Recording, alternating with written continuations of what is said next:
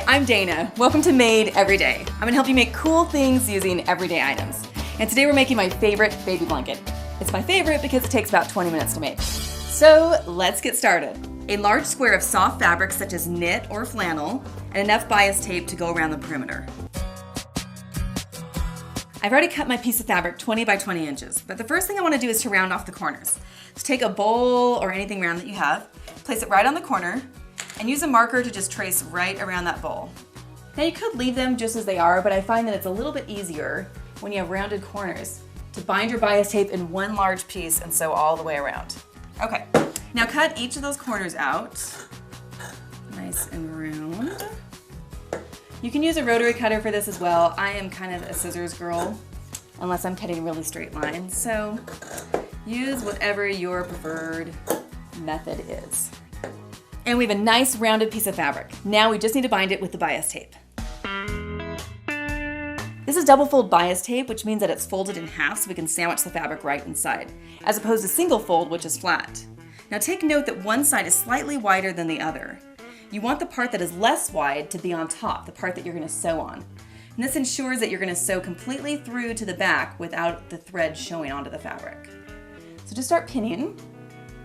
And at the very beginning and end of your bias tape, you're going to want to leave about 2 inches here that we're going to sew together at the very end.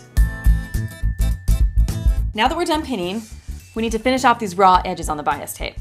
So what you want to do is unfold each end of the bias tape, place right sides of the fabric together, matching them up. This can be a little tricky, but we gave ourselves some extra room when we were pinning. And then we're going to sew right down the edge here. When we're done with that, we can fold the bias tape back around the blanket and sew the whole blanket together. So let's sew this piece. Using a 1/2 inch seam allowance, just sew right down that edge. Super simple.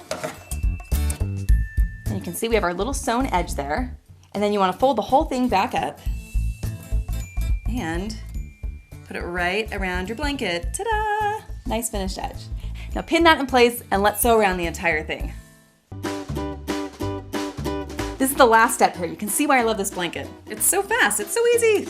So just place your blanket under here. What you want to do is sew as close to the edge of that bias tape as you can. I don't know if there's a proper term for that. Maybe it's 1/8 of an inch away. I don't know. So as close as you can get without sewing over onto the fabric. And I like to sew over my pins. Some people like to take them out. I think it's nice because it keeps everything in place. And just keep going around and around.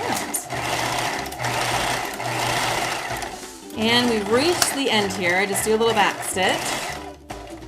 And there you go. Now you got to take out all your pins.